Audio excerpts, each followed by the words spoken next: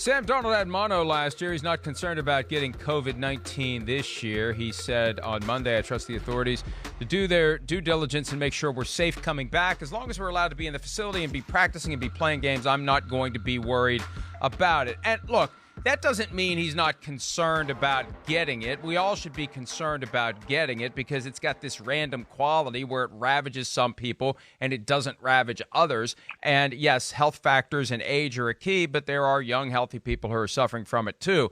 The point is, once you get the clearance to enter the facility, at that point, you shouldn't worry about it. If they have the right measures to make sure that you don't get in unless you test negative, and I've also said you don't get out unless you test negative as well, so that the general public doesn't have to worry about what you may have caught at the facility. You just go about your job. You go about your work. And, Chris, you've said it time and again, football players aren't going to care about this. They are dealing with far more immediate physical risks than what happens if they end up with the coronavirus in their body. They're dealing with broken bones, ligament sprains, concussions, neck injuries, potential emergency splenectomies, and I'm not trying to be funny about that. There's a risk of something far more immediate than whatever the coronavirus could do to you. And so on the list of things football players should worry about, this should be fairly far down the list. Well, this is where, we haven't really delved down this wormhole a whole lot yet, as far as where are players at and their thoughts of this COVID-19 process. I mean, you're right, Mike. First off, hey, these are modern day gladiators. I think a lot of them don't care. I think a lot of them think I'm young, I'm healthy. I'll listen to the COVID-19 measures and be protective because they love and have people around them they want to protect. But, hey, yeah, I mean, I think between that and then you have a short shelf life in the NFL. Here you got guys sitting here. These are legacy changing moments. I keep sitting here thinking about like LeBron James. He's on his, on trying to win his fourth championship and chase Michael Jordan and do all those things. Man, his legacy could be forever changed because of COVID-19.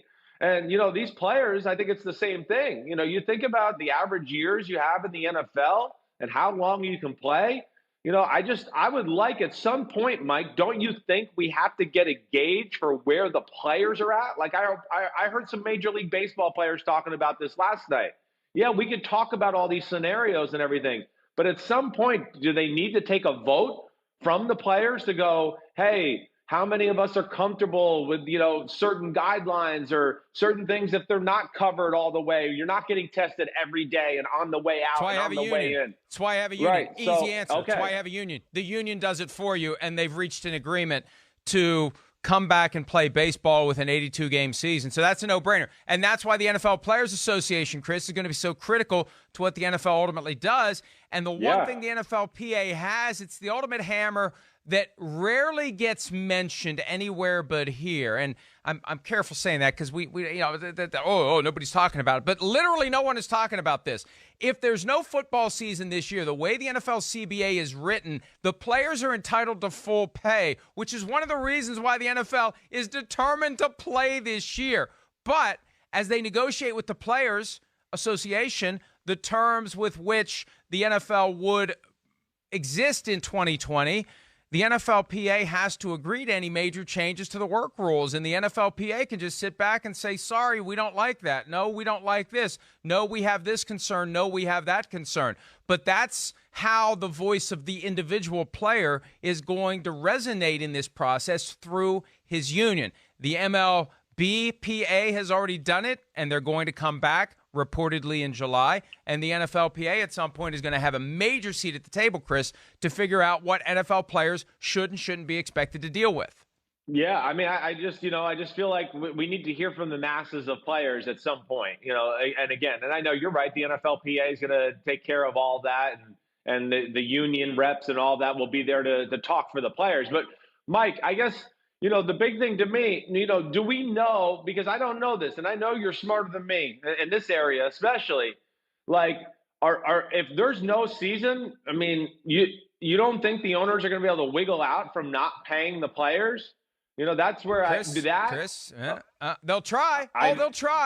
They'll try. But the CBA is what it is. And how many times do we have people, and they know who they are, people in the media, that the moment there's anything that goes against the players, they puff out their chests and say, well, that's what you get for negotiating a CBA that has this term and that term and this term and that term. Well, I'm really looking forward to those people who are ready to crap, sorry, UK, on the NFLPA every time there's a bad outcome under the CBA, there's an arbitration ruling that they don't like, when it's time to say, well, hey, NFL, all you had to do was put a force majeure clause in your CBA with sufficient specificity like the NBA has. The NBA has its players over a barrel, Chris, thanks to the force majeure clause. The only protection the NFL has is if games are actually canceled this year, there's an obligation by the union to engage in good faith negotiations about what the salary cap will be next year. There is nothing in there. And the mere fact that they've contemplated canceled games and the impact on next year's salary cap, it tells you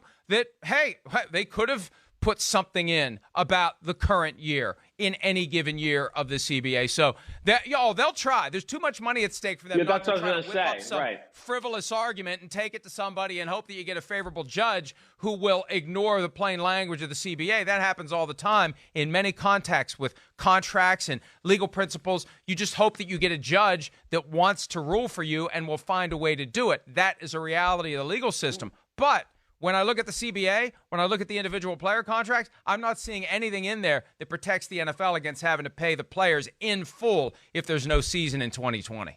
Well, that's yeah. So that's really interesting to me. I mean, yes, I would think that of course, the owners try to wiggle out of that in some capacity if there's no games played and nothing done.